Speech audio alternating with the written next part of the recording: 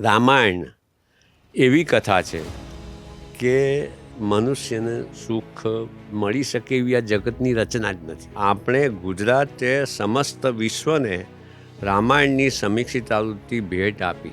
ઓહો. પણ મને કહેતા બહુ જ અફસોસ થાય છે, આ વાતની આ ઐતિહાસિક ઘટના છે એની નોંધ લેવાતી નથી, એની અવગણના થાય છે, એની ઉપેક્ષા થાય છે.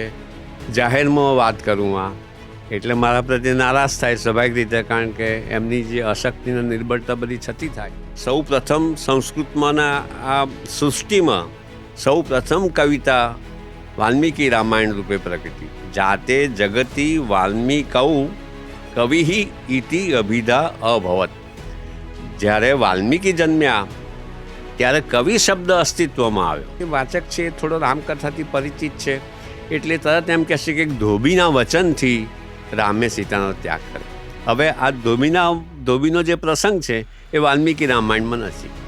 કે લક્ષ્મણ રેખાનો પ્રસંગ કેટલો બધો લોકપ્રિય છે. એ લક્ષ્મણ રેખાનો પ્રસંગ કોઈ કાળે વાલ્મીકી રામાયણમાં નથી. વાલ્મીકી એ પહેલા વાલિયો લૂંટારો હતો અને વાલિયા લૂંટારાએ વાલ્મીકી બનીને પછી રામાયણ લખ્યું. તદ્દન ખોટી વાત. આ સાચું છે? તદ્દન ખોટી વાત છે. અને વાલ્મીકી રામાયણને આદિ કાવ્યનું સ્ટેટસ મળે એ કેટલાક જે લોકો છે એ લોકોને માન્ય નથી. આવી આઈડિયોલોજીના આધારે પણ રામને ઉતારી પાડવામાં, રામની નિંદા કરવામાં પાછો વાળીને જોતા નથી. વાલ્મીકી રામાયણની જે મહત્તા છે એ મહત્તાને ડાયલ્યુટ કરવાનો, એ મહત્તાને, એ ગૌરવનો ઓછું કરવાનો પ્રયત્ન પણ કરે.